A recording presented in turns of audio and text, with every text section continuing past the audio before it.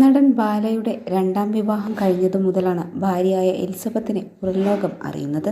നടന്റെ ഭാര്യയായിരുന്നു എന്നതിലുപരി ഒരു ഡോക്ടറാണ് എലിസബത്ത് ഉദയൻ. ഇരുവരുടെയും വിവാഹം കഴിഞ്ഞതു മുതൽ ബാലയുടെ കൂടെ പലപ്പോഴും എലിസബത്തും വാർത്തകളിൽ നിറഞ്ഞു.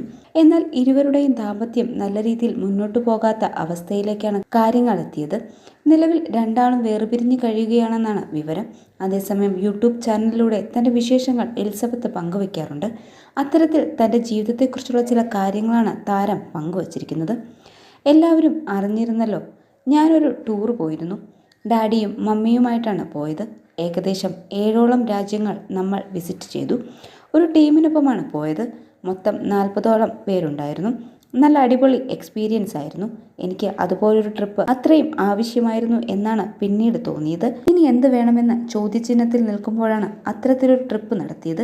ജീവിതത്തിൽ ഇനി എന്ത് വേണമെന്ന് ഒന്നും അറിയാതെ നിന്നപ്പോഴാണ് അങ്ങനെ ഒരു യാത്ര പോകാൻ പറ്റിയത്.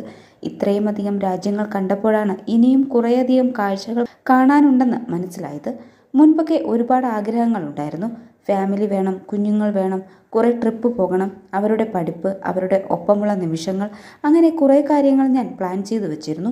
പിന്നെ ഒരു സമയത്ത് ഒരാഗ്രഹവും ഇല്ലാതെയായി. ആളുകളോട് കൂടുതൽ അടുക്കാനും അറ്റാച്ച്മെന്റ് വെക്കാനുമൊക്കെ പേടിയുണ്ടായിരുന്ന സമയത്താണ് ട്രിപ്പ് പോകുന്നത്. അതിലുണ്ടായിരുന്ന 40 പേരും എനിക്കൊരു കുടുംബം പോലെയാണ് തോന്നിയത്. ഇനിയും കുറേ ട്രിപ്പ് നടത്തണമെന്നും ഇനിയും കുറേ രാജ്യങ്ങളും അവിടുത്തെ കൾച്ചറും ഫുഡും എക്സ്പ്ലോർ ചെയ്യണം എന്നൊക്കെയുള്ള ആഗ്രഹങ്ങൾ ബാക്കിയാണ്. എന്തെങ്കിലും ഒരു ആഗ്രഹം ഉണ്ടെങ്കിലല്ലേ നമുക്ക് ജീവിക്കാൻ പ്രചോദനമുണ്ടാകൂ. ഇപ്പോൾ അത്തരത്തിൽ കുറേ ആഗ്രഹങ്ങൾ എൻ്റെ ബക്കറ്റ് ലിസ്റ്റിൽ ഇടം പിടിച്ചിട്ടുണ്ട്. അതിന് തുടക്കം കുറിച്ചതാണ് ഈ യാത്രയിലൂടെ. ഇനിയും ഒരുപാട് യാത്രകൾ ജീവിതത്തിൽ നടത്താൻ ബാക്കിയുണ്ട്.